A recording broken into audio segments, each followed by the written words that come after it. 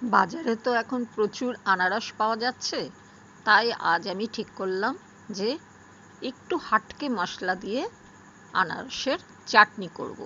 প্রথমেই কিন্তু আনারস আমি কিছুটা গ্রেট করে বাটিতে নিয়ে নিয়েছি। কড়াইয়ে তেল গরম হয়ে গেছে, এবার হাফ চামচ মতন দিয়ে দিলাম মৌরি ফোড়ন। এরপরে যারা লঙ্কা পছন্দ করো ঝাল, তারা কিন্তু শুকনো লঙ্কা দেবে। এবার আমি মিশিয়ে দিলাম আনারসটা। আমার বাড়িতে যেহেতু ঝাল চলে না, তাই আমি এখানে কোনো লঙ্কা ফোড়ন দিলাম না। এবার কিন্তু আনারসটা দিয়ে একটু ভালো করে নাড়াচাড়া করব। দেখো, বেশ কিছুক্ষণ নাড়াচাড়া করার পর এবার এতে কিন্তু আমি কোনো হলুদ ইউজ করব না। আমি দিয়ে দিলাম এই হাটকে মশলা, যেটা কিনা এই মশলাটা হচ্ছে রাঁধুনি আর সর্ষে। ডেসক্রিপশনে আমি দিয়ে দেবো কতটা পরিমাণে দিয়েছি, তোমরা দেখে নিও। সেইটাই আমি এখানে অ্যাড করে দিলাম।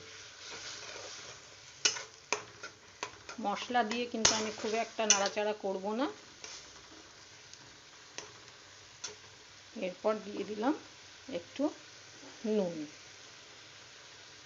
খুব সিম্পল রান্না, খেতে হবে দারুণ সুস্বাদু। আবার সাধারণ আনারসের চাটনির থেকে একটু অন্য ধরনের টেস্ট পাবে তোমরা। ব্যাস, আর আমি নাড়াচাড়া করছি না। এবার আমার কাছে ছিল একটু রস, সেই রসটা আমি অ্যাড করলাম। তোমরা তোমাদের টেস্ট অনুযায়ী কিন্তু দিয়ে দেবে, চিনি অ্যাড করে দেবে। তোমাদের যার যেরকম চিনি লাগবে, মিষ্টি লাগবে, সেরকম দিয়ে দিও। আমি রস দিলাম। ব্যাস, এবার একটু ফুটবে। বেশ খানিকক্ষণ ফুটেছে। এবার আমি মশলা ধোয়া যে জল, সেই জলটা একটু মিশিয়ে দিলাম।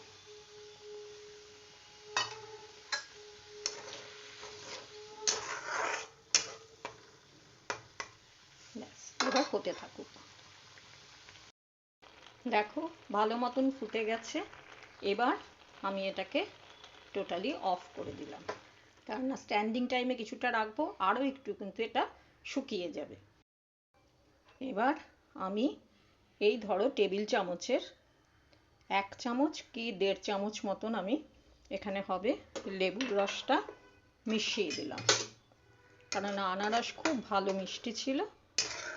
এবার আমি লেবুর রসটা কিন্তু আর ফোটা অবস্থায় দিলাম না, পুরো গ্যাস অফ করে লেবুর রসটা মিশিয়ে এবার আমি এটাকে স্ট্যান্ডিং টাইমে রেখে দেব।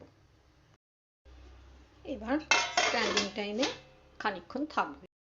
দেখো, বেশ কিছুক্ষণ স্ট্যান্ডিং টাইমে রাখার পর এই হলো তার লুক। এবার আমি এটাকে অন্য জায়গায় শিফট করে তোমাদের আরেকবার দেখিয়ে দেবো। এই হলো কমপ্লিট পুরো আনারসের চাটনি। এই হলো তার ফাইনাল লুক। তোমরা করে দেখো, আমার পাশে থেকো, সকলে সুস্থ থেকো। এবং আমার যদি এই রেসিপি তোমাদের ভালো লাগে, তাহলে সাবস্ক্রাইব, লাইক আর কমেন্ট করে জানিও। এবং সকলকে আমার ধন্যবাদ।